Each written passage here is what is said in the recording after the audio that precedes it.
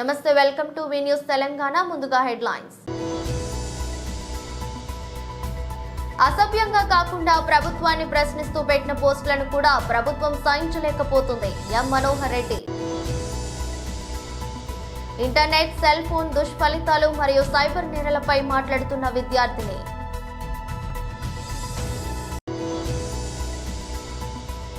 తెలంగాణ భవన్లో బీఆర్ఎస్ నేతల press meet.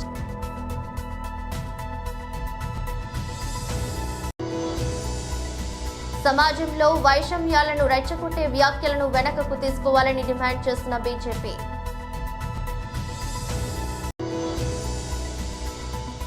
Revanth అన్నకి అభినందనలు. ఎక్స్ వేదికగా షర్మిల ట్వీట్. అసభ్యంగా కాకుండా ప్రభుత్వాన్ని ప్రశ్నిస్తూ పెట్టిన పోస్టులను కూడా ప్రభుత్వం సహించలేకపోతుంది. ఇందుకు ఇంటూరి అరెస్ట్ ఒక ఉదాహరణ. వ్యంగ్యంగా ప్రభుత్వాన్ని విమర్శిస్తే అరెస్టులు చేసి వేధిస్తున్నారన్నారు. వైసీపీలో సోషల్ మీడియా వాళ్ళు ఎవరైనా తప్పు చేసినారంటే వాళ్ళను సోషల్ సైకోలుగా, సమాజ విద్రోహులుగా ఒక వర్గం మీడియా చిత్రీకరిస్తా ఉంది.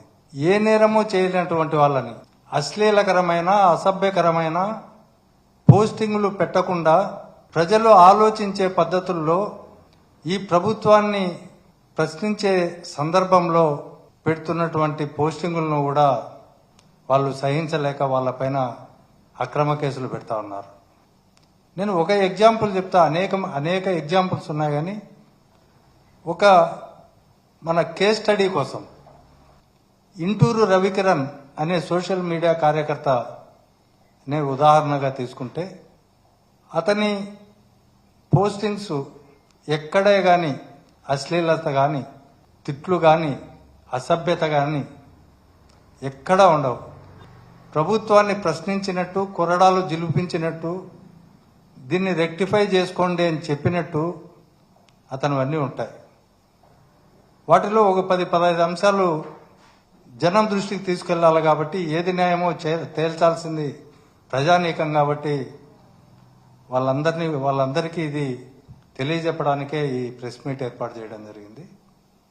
ఫస్ట్ రవికిరణ్ ఈవీఎంలో హ్యాకింగ్ జరుగుతున్నాయి అని మస్క్, అమెరికాకు చెందిన మస్క్ సంచలన ట్వీట్ చేశాడు. దానిపైన చాలా పరిశోధనలు జరిగినాయి. ఆ సందర్భంలో విజయనగరంలో పోలింగ్ జరిగే రోజుకి 50% ఉండే బ్యాటరీ కౌంటింగ్ జరిగే నాటికి 99% ఉంది ఆ బ్యాటరీలో. దానిపైన వైఎస్ఆర్సీపీ పార్టీ తరఫున ఓడిపోయిన వాళ్ళు కూడా హైకోర్టులో కేసులు వేయడం జరిగింది. మరి ఇది విచిత్రం కాదా? 50% ఉన్న ఈవీఎంలు పోలింగ్ రోజు 99%కు ఎలా అయ్యాయి? ఈ సందర్భంగా లోకేష్ టెస్లా కంపెనీ వాళ్ళను, కార్ల కంపెనీని ఇక్కడికి ఇన్వైట్ చేస్తే అప్పుడు రవికిరణ్ ఒకటి చెప్తాడు. పోలింగ్ రోజు 50% ఉన్న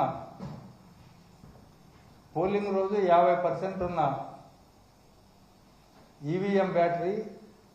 బాపట్లలో మెగా పేరెంట్ టీచర్ సమావేశంలో పాల్గొన్న ముఖ్యమంత్రి Nara Chandrababu Naidu internet, cell phone దుష్ఫలితాలు మరియు సైబర్ నేరాలపై మాట్లాడుతున్న విద్యార్థిని. My name is E. Joshna. I am studying 10th C section. విద్యార్థులపై ఇంటర్నెట్, సెల్ ఫోన్, గ్యాడ్జెట్ దుష్ఫలితాలు, సైబర్ నేరాలపై అవగాహన. విద్యార్థులు చాలా మంది సెల్ ఫోన్, ట్యాబ్స్ వాడుతూ సామాజిక మాధ్యమాలలో ఎక్కువ సమయాన్ని గడపడం వలన వారి మానసిక ప్రవర్తనలో విపరీత ధోరణులు ప్రబలే అవకాశం ఉంది. తద్వారా సాటి విద్యార్థులు, తల్లిదండ్రులు, ఉపాధ్యాయుల పట్ల నిర్లక్ష్య ధోరణితో వ్యవహరిస్తున్నారు. పర్యవసానాలు: సెల్ ఫోన్ వాడడం వల్ల చదువు పట్ల ఆసక్తి సన్నగిల్లుతుంది. పాఠాలు శ్రద్ధగా వినకపోవడం, చెడు స్నేహాలు, విద్యార్థుల రోజువారీ కార్యక్రమాలలో మార్పులు వస్తాయి. రాత్రి ఆలస్యంగా నిద్రపోవడం వల్ల ఆరోగ్యం చెడిపోవడం, ఉదయం త్వరగా నిద్ర లేవలేక స్కూల్కి టైంకి రాలేరు. ఓవైపు వ్యసనం, మరోవైపు మోసం.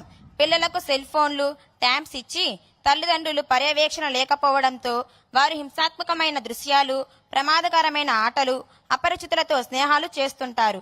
అపరిచితులతో తమ ఫోటోలను, వ్యక్తిగత సమాచారాన్ని పంచుకోవడం, చిన్న నగదు లావాదేవీలు చేయడంతో సైబర్ నేరగాల బ్లాక్ మెయిల్ కి దొరికిపోతున్నారు. కొందరు మోసపోయి ఆత్మహత్యలకు, ఆర్థిక నేరాలకు పాల్పడుతున్నారు. మోసపోవడం, మోసం చేయడం, ప్రాణాలు తీసుకోవడం, ప్రాణాలు తీసే స్థాయికి కూడా దిగజారుతున్నారు. సైబర్ మోసమాలపై తల్లిదండ్రులకు, ఉపాధ్యాయులకు పూర్తి స్థాయి అవగాహన ఉన్నప్పుడే పిల్లలకు వివరించగలరు. సెల్ ఫోన్, ట్యాబులు, ఇంటర్నెట్కి దూరంగా ఉండడం ఈ రోజుల్లో కష్టం కనుక ఖాళీ సమయంలో హోంవర్క్లు అన్నీ పూర్తయ్యాక తల్లిదండ్రుల సమక్షంలో వ్యక్తిగతంగా విద్య, వైజ్ఞానిక, క్రీడా, సాంస్కృతిక రంగాల్లో విజయం సాధించేందుకు ఉపయోగపడే మంచివి చూసేలా ప్రోత్సహించాలి. సైబర్ మోసాల బారిన పడకుండా కొన్ని సూచనలు. మీ పేరు, చిరునామా లేదా పాస్వర్డ్ వంటి వ్యక్తిగత సమాచారాన్ని ఆన్లైన్లో ఎప్పుడు షేర్ చేయవద్దు. మీరు ఏదైనా తెలియని లింక్లను క్లిక్ చేయొద్దు. మీకు తెలియని వ్యక్తులతో ఆన్లైన్లో ఎట్టి పరిస్థితుల్లో కూడా చాటింగ్ చేయడం, మాట్లాడడం చేయరాదు.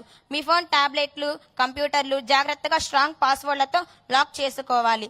స్నేహితులతో, కుటుంబ సభ్యులతో కూడా సమయాన్ని గడపాలి.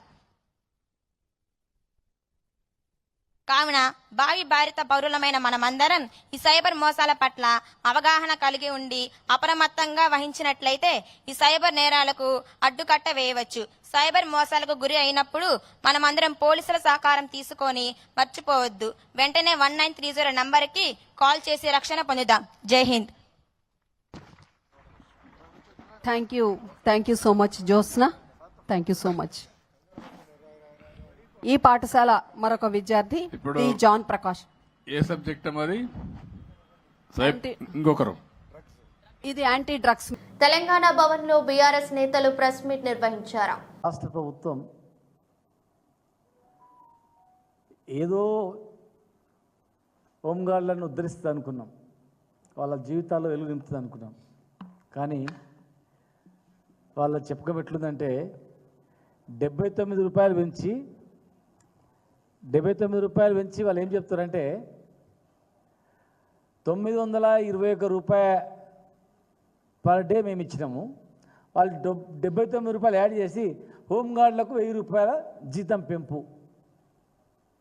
ఎంత లాజిక్! వెనకటికి ఏదో కంపెనీ 99.99 రూపాయలు అని చెప్పి ఇస్తారు చూడు, అట్లా ₹1 మినాయింపించడం అన్నట్లు.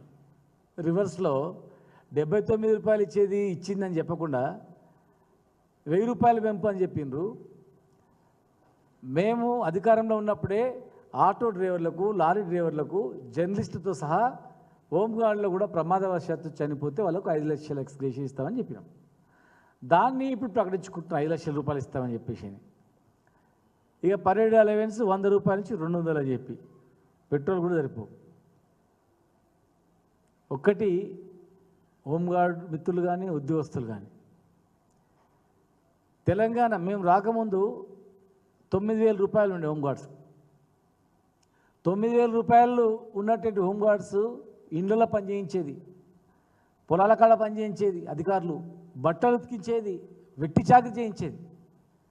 మేమే నిలదీసి మా హోంగార్డులు డిగ్రీ, పీజీ చదివినటువంటి వాళ్ళు ఉన్నారు, వాళ్ళతో ఈ పని చేయిస్తారు ఏమనుకుంటారని బెదిరించి గట్టిగా మాట్లాడి ఆఫీసర్లను ఒప్పించి 9000 రూపాయలు ఉన్నటువంటి జీతభత్యాలను 12000 చేసినాం. 12000 రూపాయలు ఉన్నటువంటిది 2017లో ముఖ్యమంత్రి గారి సమక్షంలో మీటింగ్ పెట్టించి 2000 మంది హోంగార్డులను రప్పించి 12000ను ఇమ్మీడియట్గా 18000 రూపాయలు చేసినాం. 18000 రూపాయలు చేసిన వెంటనే మళ్ళీ 2000 సంవత్సరాల్లో కూడా మళ్ళీ ఒక మీటింగ్ పెట్టించినాం. మీటింగ్ పెట్టించి ప్రతి సంవత్సరం 18000 నుంచి ప్రతి సంవత్సరం 1000 రూపీస్ మీకు ఇంక్రిమెంట్ ఇస్తామని చెప్పి ప్రకటించినాం.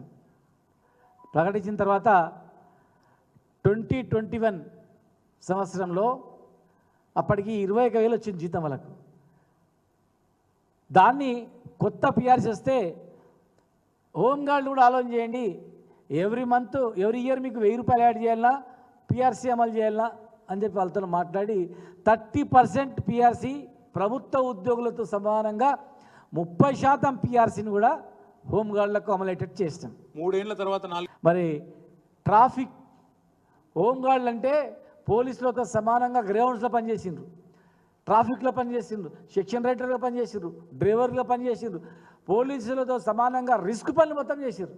చాలామంది అడవులలో పోయి నక్సలైట్లతో చనిపోయినరు, మందుపాతలో చనిపోయినరు. కానీ ఎవరు పట్టించుకోలే, వాళ్ళ జీవితాలు బాగు చేయాలి, ఎవరు ఆలోచన చేయలే. బీసీ కులగణనలో పాల్గొనని వారిని సామాజిక బహిష్కారం చేయాలంటూ పెద్దపల్లి సభలో మాట్లాడిన ముఖ్యమంత్రి రేవంత్ రెడ్డి వ్యాఖ్యలను తప్పుపడుతూ సమాజంలో విద్వేషాలను, వైషమ్యాలను రెచ్చగొట్టే ఇలాంటి వ్యాఖ్యలను వెనకకు తీసుకోవాలని రేవంత్ రెడ్డిని డిమాండ్ చేసిన బీజేపీ రాష్ట్ర ప్రధాన కార్యదర్శి డాక్టర్ కాసం వెంకటేశ్వర్లు. నిన్న పెద్దపల్లిలో రేవంత్ రెడ్డి గారు మాట్లాడుతూ సామాజిక బహిష్కరణ చేయాలి కులగణనలో పాల్గొన్నటువంటి వారిని ఒక పెద్ద స్టేట్మెంట్ ఇవ్వడం జరిగింది. మరి రేవంత్ రెడ్డి గారు దానికి అర్థం తెలిసి మాట్లాడిండో తెలియక మాట్లాడిండో విషయం తెలియదు, కానీ అలాంటి స్టేట్మెంట్ ఇవ్వడం ఏదైతుందో ముఖ్యమంత్రి ఆ రకమైనటువంటి బాధ్యతారాహిత్యమైనటువంటి స్టేట్మెంట్స్ ఇవ్వడం ఏదైతుందో మేము తీవ్రంగా వ్యతిరేకిస్తా ఉన్నాం. అసలు సామాజిక బహిష్కరణ అనేటువంటి పదం ఏదైతుందో అది రాజ్యాంగానికి వ్యతిరేకం. అదే రకంగా ప్రజాస్వామ్య విలువల్ని కూడా తుంగలు దొక్కేటువంటి పదం. అసలు కులగణనలో పాల్గొనకపోవడం అనేటువంటిది ముఖ్యంగా వాళ్ళకు వ్యక్తిగతమైనటువంటి కుటుంబాలకు సంబంధించినటువంటి విషయం. దాన్ని కూడా సామాజిక బహిష్కరణ చేయాలి అనేటువంటి విధంగా ఒక ముఖ్యమంత్రి పిలిపివ్వడం ఏదైతుందో ఇది మనం ఉన్నటువంటి ప్రస్తుత సమాజం నుంచి వెనుకటి కాలానికి మళ్ళీ ఒక్కొక్కసారి కులాల వైషమ్యాలకు దారితీసేటువంటి అవకాశం ఉంది. ముఖ్యంగా ఈ కులగణన అనేది వాళ్ళ ఐచ్ఛికం, పాల్గొంటే పాల్గొంటారు, లేకపోతే లేదు. కానీ ఇవాళ ఏదైతుందో నీవు ఇచ్చేటువంటి స్టేట్మెంట్ చూసి మీ కార్యకర్తలు, మీ నాయకులు ప్రభావితమై గ్రామాలలో కులగణన అనేటువంటి అది కాకుండా ఈ యొక్క సామాజిక బహిష్కరణ అనే దాన్ని పాటిస్తే కనుక మన సమాజంలో విపరీతమైనటువంటి పోకడలకు దారితీసేటువంటి అవకాశం ఉంది. ముఖ్యంగా సమాజంలో అల్లకల్లోలం సృష్టించాలని చెప్పేసి అనుకుంటా ఉన్నారా? సామాజిక అల్లకల్లోలం కనుక తెలంగాణలో సృష్టిస్తే అది కాంగ్రెస్ పార్టీ ఈ తెలంగాణని రాజయుగాల కాలానికి తీసుకుపోయేటువంటి అవకాశం ఉందనేటువంటి స్పష్టంగా కనబడతా ఉంది. కాబట్టి ఈ స్టేట్మెంట్ వెంటనే వెనుకకు తీసుకోవాలని చెప్పేసి మేము కాంగ్రెస్ పార్టీని, ముఖ్యమంత్రిని డిమాండ్ చేస్తా ఉన్నాం. ముఖ్యంగా సామాజిక బహిష్కరణ అనేటువంటి పదం ఏదైతుందో ఇది సరైనటువంటి పదం కాదు. ఒకవేళ మీరు సామాజిక అల్లకల్లోలను సృష్టించాలనుకుంటే మీరు ప్రత్యేక కాంగ్రెస్ పార్టీ మొదటి నుంచి చేస్తున్నది ఇదేనా అనేది ప్రజలు అర్థం చేసుకునేటువంటి పరిస్థితి కనపడతా ఉంది. కాబట్టి ఈ యొక్క సామాజిక బహిష్కరణ అనేటువంటి పదాన్ని వెంటనే ఉపసంహరించుకోవాలని చెప్పేసి మేము కోరుతా ఉన్నాం. దీంట్లో రాహుల్ గాంధీ ఇవాళ భారత్ జోడో యాత్ర అనేటువంటి దాన్ని తీసుకొని ఏకం చేస్తామని చెప్పేసి దేశం అంతా తిరుగుతా ఉన్నాడు. మరి దాని అర్థం సామాజిక బహిష్కరణ, సామాజిక అల్లకల్లోలమేనా? ఇదేనా మీ యొక్క కాంగ్రెస్ పార్టీ యొక్క వైఖరి అనేది మాకు అర్థమవుతా ఉంది. కాబట్టి దీన్ని వెంటనే వెనుక తీసుకోవాలని డిమాండ్ చేస్తా ఉన్నాం. మనం మరొక ముఖ్యమైనటువంటి విషయం ఏమంటే నిన్న మొన్న ఏ రోజు మాట్లాడినా ఇవాళ గుజరాత్ కిషన్ రెడ్డి, సంజయ్ కుమార్ అని చెప్పేసి రోజుకో తీరుగా భాషని ఇష్టం వచ్చినట్టు మాట్లాడుతున్నావు. ముఖ్యమంత్రి అనేటువంటి బాధ్యతను మర్చిపోయి రేవంత్ రెడ్డి గారు మేము కూడా ఆ భాషను మాట్లాడితే నువ్వు తట్టుకోలేవనేటువంటి పరిస్థితిని స్పష్టంగా చెప్తా ఉన్నావు. మరొక విషయం, ఒకవేళ గుజరాత్ పైన నువ్వు చర్చ కావాలని చెప్పేసి నువ్వు కోరుకుంటే భారతీయ జనతా పార్టీని మేము ఢిల్లీలోనైనా సరే, హైదరాబాద్లోనైనా సరే, మీరు పరిపాలిస్తున్నటువంటి కర్ణాటక, అదే రకంగా మీరు పరిపాలిస్తున్నటువంటి రేవంత్ అన్నకి అభినందనలు అంటూ ఆంధ్రప్రదేశ్ కాంగ్రెస్ పార్టీ అధ్యక్షురాలు షర్మిల ఎక్స్ వేదికగా ట్వీట్ చేశారు. తెలంగాణలో కాంగ్రెస్ ప్రభుత్వం ఏడాది పాలన పూర్తి చేసుకున్న సందర్భంగా ఆమె అభినందనలు తెలిపారు. సీఎం రేవంత్ రెడ్డితో పాటు మంత్రులకు ఆమె అభినందనలు తెలిపారు. తెలంగాణలో కాంగ్రెస్ ప్రభుత్వం ఏడాది పాలనను పూర్తి చేసుకున్న సందర్భంగా ముఖ్యమంత్రి రేవంత్ రెడ్డి అన్నకి, మంత్రులకు, ఎమ్మెల్యేలకు, ప్రతి ఒక్క కాంగ్రెస్ కార్యకర్తకు హృదయపూర్వక అభినందనలు. ఎన్నికల్లో ఇచ్చిన హామీలను అమలు చేస్తూ రాష్ట్ర ప్రభుత్వంలో ప్రజలందరినీ భాగస్వాములను చేస్తూ సంక్షేమ అభివృద్ధి రాజ్యాంగ తెలంగాణ రాష్ట్రాన్ని తీర్చిదిద్దడమే ధ్యేయంగా ముందుకు సాగడం అభినందనీయం. కాంగ్రెస్ తోనే రాష్ట్రాల అభివృద్ధి సాధ్యం, హస్తమే దేశానికి అభయహస్తం అంటూ రాసుకొచ్చారు. రేవంత్ రెడ్డితో పాటు ఉప ముఖ్యమంత్రి మల్లు బట్టి విక్రమార్క, మంత్రులు కోమటిరెడ్డి వెంకటరెడ్డి, కొండా సురేఖ, ఉత్తమ్ కుమార్ రెడ్డి, దామోదర్ రాజు నరసింహ, దుద్దిల్ల శ్రీధర్ బాబు, సీతక్క, పొంగులేటి శ్రీనివాస్ రెడ్డి, పొన్నం ప్రభాకర్, తుమ్మల నాగేశ్వరరావు, జూపల్లి కృష్ణారావులను షర్మిల తన పోస్టుకు ట్యాగ్ చేశారు. Team India star pacer Mohammed Siraj భావోద్వేగాలను నియంత్రించుకోవడంలో కాస్త వీక్ అని చెప్పాలి. మైదానంలో ఆగ్రహానికి గురి కావడం, భావోద్వేగాలకు లోనైన పలు సందర్భాలే ఇందుకు ఉదాహరణగా చెప్పవచ్చు. అలాంటి ఘటనే మరొకటి జరిగింది. ఆడిలైడ్ వేదికగా భారత్ ఆస్ట్రేలియా మధ్య జరుగుతున్న 2వ టెస్ట్ మ్యాచ్ లో సిరాజ్ చిరెత్తుకొచ్చింది. తాను బౌలింగ్ చేస్తున్న సమయంలో పరిగెత్తుకొచ్చి ఒక బంతిని సంధించే చివరి క్షణంలో క్రీజులో ఉన్న ఆసీస్ బ్యాటర్ మార్నస్ లబుషైన్ అకస్మాత్తుగా పక్కకు జరగడమే ఇందుకు కారణమైంది.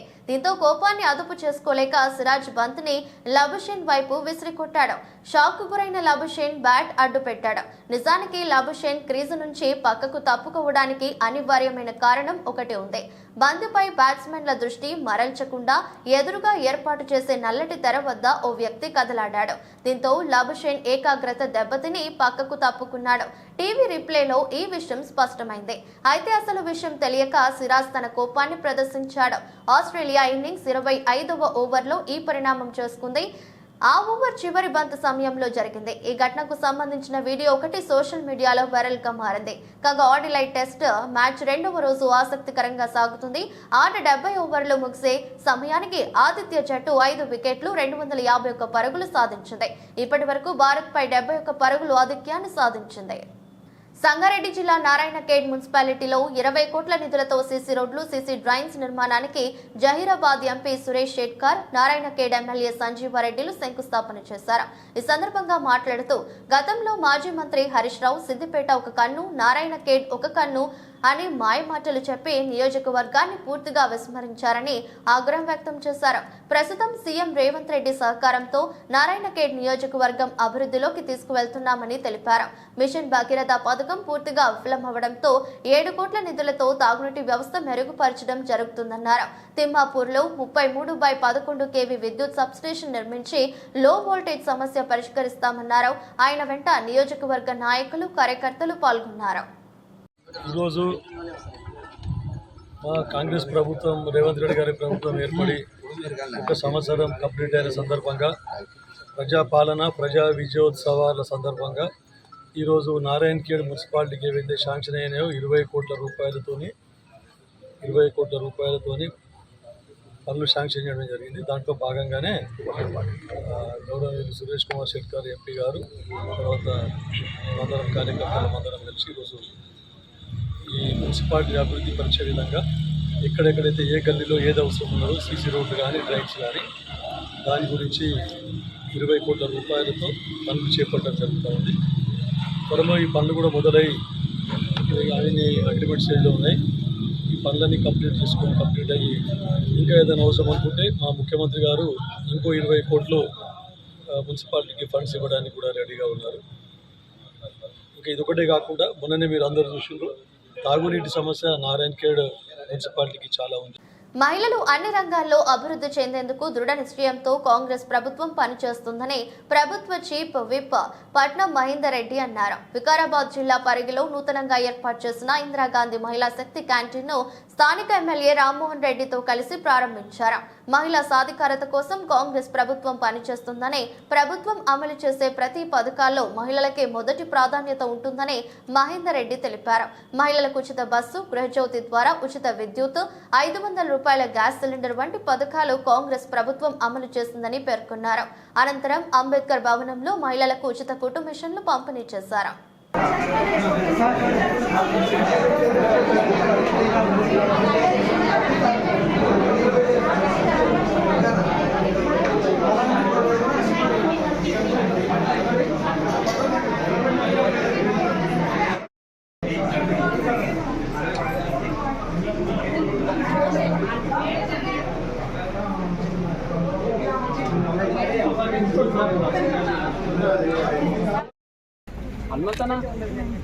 హనుమంతన ఎక్కడో ఇక్కడ ఒక్క నిమిషం.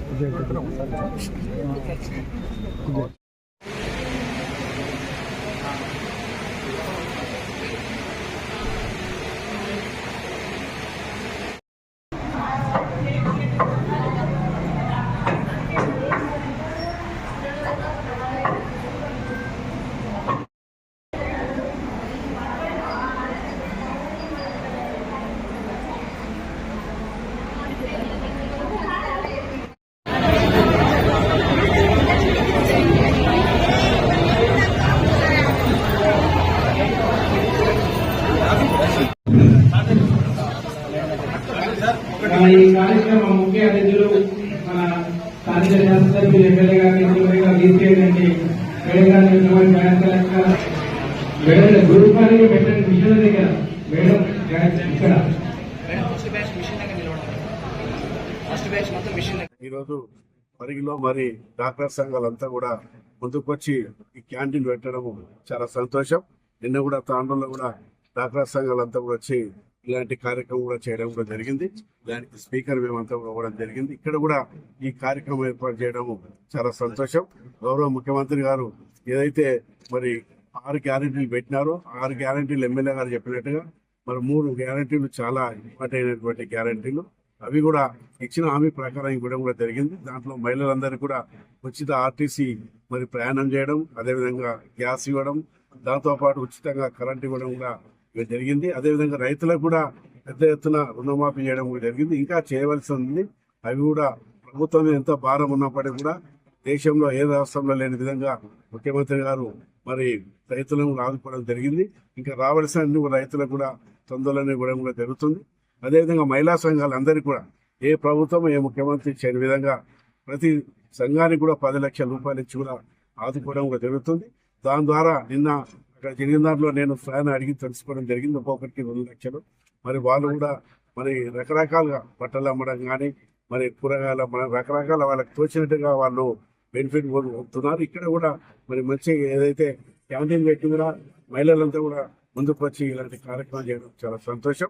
అభివృద్ధి పరంగా కూడా ఊహించే రీతిలో మరి ఇక్కడ స్థానిక ఎమ్మెల్యే గారు కూడా ఎప్పుడు కూడా ప్రజల మధ్యలో ఉండి పనిచేసే ఎమ్మెల్యే ఉన్నారు కాబట్టి మరి మేము కూడా మంత్రిగా చేసిన గతంలో తప్పకుండా మరి వారికి అండగా ఉండి మరి అదేవిధంగా స్పీకర్ మన వికారాబాద్ జిల్లా నుంచి అయినారు కాబట్టి మరి ఏ అవకాశం వచ్చినా కూడా ముఖ్యమంత్రి గారు తీసుకుపోయి మరి ఏదైతే మరి డెవలప్మెంట్ విషయంలో కూడా ఎన్ని కోట్లు వచ్చినా కూడా మరి ఇక్కడ వెనుకబడినటువంటి పరిగి కానీ తాండూరు కానీ ఏ అవకాశాలు వచ్చినా కూడా మా వంతు ప్రయత్నం చేసి నిధులు తీసుకొచ్చి అభివృద్ధిలో ముందు ఉంచడానికి ప్రయత్నం చేస్తాం.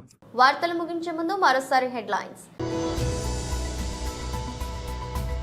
అసభ్యంగా కాకుండా ప్రభుత్వాన్ని ప్రశ్నిస్తూ పెట్టిన పోస్టులను కూడా ప్రభుత్వం సహించలేకపోతుంది. M Manohar Reddy. Internet, cell phone దుష్ఫలితాలు మరియు సైబర్ నేరాలపై మాట్లాడుతున్న విద్యార్థిని.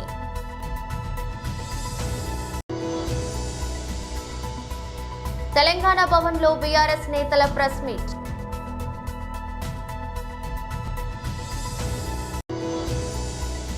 సమాజంలో వైషమ్యాలను రెచ్చగొట్టే వ్యాఖ్యలను వెనకకు తీసుకోవాలని డిమాండ్ చేస్తున్న బీజేపీ.